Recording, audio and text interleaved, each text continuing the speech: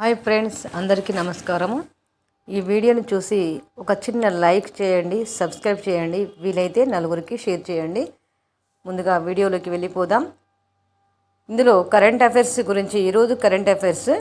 భూటాన్కు రూపాయలు 10,000 కోట్ల ఆర్థిక సహాయం చేసినటువంటి మన ప్రధానమంత్రి నరేంద్ర మోదీ గారు మరి భూటాన్ అభివృద్ధి కోసము 10,000 కోట్ల ఆర్థిక సహాయం చేసినట్లుగా మరి ఇందులో ఇవ్వడం జరిగింది. ఆర్థిక సహాయానికి అదనంగా రూపాయలు 1,500 కోట్లు లేదా రాయితీతో కూడిన రూపాయలు 400 కోట్ల రుణం అందించనున్నారు. ప్రధానమంత్రి నరేంద్ర మోదీ భూటాన్లో 2 రోజుల పాటు పర్యటించడం జరిగింది.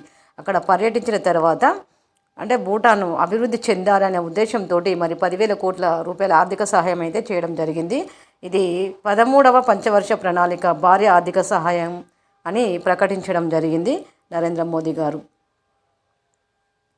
ఈరోజు నెహ్రూ పుట్టినరోజు సందర్భంగా మరి ఇక్కడ భారత తొలి ప్రధాని పండిట్ జవహర్లాల్ నెహ్రూ పరిపాలన దక్షత 78 సంవత్సరాలుగా అతడు 78 సంవత్సరాలుగా గడిచిన నేటికి మార్గదర్శకమే.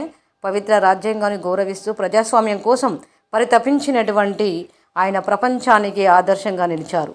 నెహ్రూ భారతదేశ ఆధునిక రూపశిల్పిగా నిలిచారు. స్వాతంత్రం అనంతరం తొలి ప్రధానిగా బాధ్యతలు చేపట్టినటువంటి నెహ్రూ భారత్ అన్ని రంగాల్లో అభివృద్ధి సాధించడానికి నాడు ఎంతో జాగ్రత్తతో వేసిన అడుగులే మరి ఇప్పుడు దేశానికి బాటలుగా మారాయి. దూరదృష్టితో ఆర్థికంగా సామాజికంగా మరి ఆయన తీసుకొచ్చిన సంస్కరణలకు చెందిన ఫలితాలను మరి ఇప్పుడు దేశ ప్రజలైతే అనుభవించడం జరుగుతుంది. నేడు జవహర్లాల్ నెహ్రూ జయంతి సందర్భంగా మరి ఇలాంటి సంస్కరణలకు ఆద్యుడని చెప్పుకోవడం జరుగుతుంది.